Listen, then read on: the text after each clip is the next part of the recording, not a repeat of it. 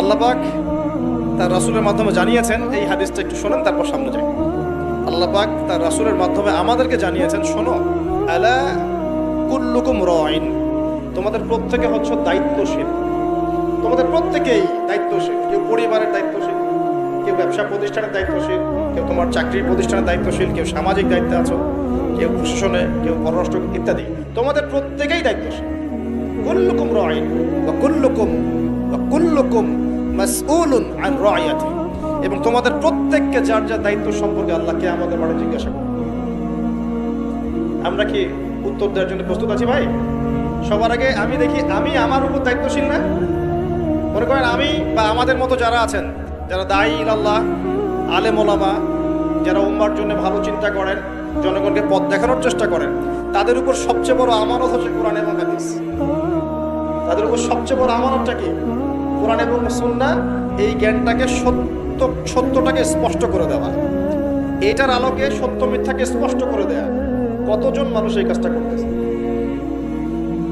কেউ হিকমার দোহাই পেরে সত্য মিথ্যা স্পষ্ট করে না, কেউ চাকরি চলে যাবে এই ভয় সত্য কথা বলে না, কেউ আমার এই হবে সেই হবে কত কিছু চিন্তা করে সত্যের সাথে মিথ্যা তালগোল পাকায় সময় পার করতেছে।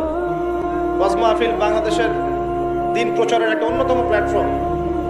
সারা দেশে মনে হয় প্রতিদিন 100-200 মাহফিল হয় কি না? কিন্তু আপনি দেখবেন প্রচুর মাহফিল, অহেতুক গাল গল্প কেচ্চা কাহিনী, টাইম নষ্ট করে। হয়তো একজন আয়োজন করেছে, ওদের টার্গেট আমি টাকা কালেকশন করব, আর বক্তাও এখানে সুযোগ নিবে, কালেকশনে এত পার্সেন্ট আমার, ঠিক আছে? তারপরে জনগণও আসবে, কেউ আসছে ভিডিও করতে, কেউ সেলফি উঠাইতে, কেউ এটা কেউ সেইটা, ওদিকে চানাচুর খাচ্ছে, ওদিকে মেলা লাগছে, এরকম দেখেন। এক একজন এক এক উদ্দেশ্য। আসলে উদ্দেশ্য কি আমার এখানে? উদ্দেশ্য হবে আমি আল্লাহর দ্বীনের সত্য কথাগুলো কোরআন সুন্নাহর মানদণ্ডে যাচাই বাছাই করে যুগোপযোগীভাবে জনগণের বুঝ অনুযায়ী তাদেরকে বুঝিয়ে দিয়ে আসবে। জনগণ কি করবে? অডিয়েন্স, তারা এখানে আসবে একটা নিয়াতে, আমরা কোরআন সুন্নাহ শুনবো, কোরআন সুন্নাহর কথাগুলোকে মেলাবো, যাচাই করব। যদি কোরআন সুন্নাহর সাথে মিলে যায় আমি গ্রহণ করব, যদি বক্তার কথা কোরআন সুন্নাহর সাথে না মেলে আমি নিব না। আমি কেন? যত বড়ই বুজুর্গ বক্তা আসুক না কেন, আলেম আসুক না কেন, কোরআন সুন্নাহর সাথে যদি তাদের কথাগুলো মিলে না যায় সেই কথা কখনোই আপনি গ্রহণ করবেন? কখনো কখনো কেউ অজ্ঞতাবশত এমন কথা বলতে পারে যেটা কোরআন সুন্নাহয় নাই।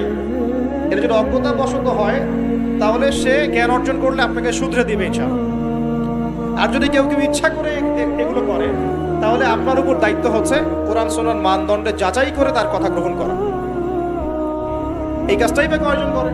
শ্রোতাদের মধ্যে অনেকে আসছি বক্তাকে একবার দেখবো চলে যাবো, কেউ আসছে সেলফি উঠা, কেউ মোবাইলে ছবি তুলবে, কেউ ভিডিও।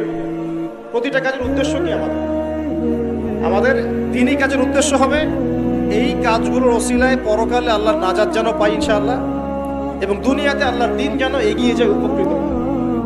রিজিক, টাকা পয়সা, উন্নয়ন সবকিছু আল্লাহ পাকে দিবে ইনশাআল্লাহ। আল্লাহ দিবেন না? ইসলামপন্থীদের হাতেই সবচেয়ে বেশি রিজিক থাকবে ইনশাআল্লাহ। ইসলামপন্থীদের হাতেই সবচেয়ে বেশি সচ্ছলতা থাকবে ইনশাআল্লাহ।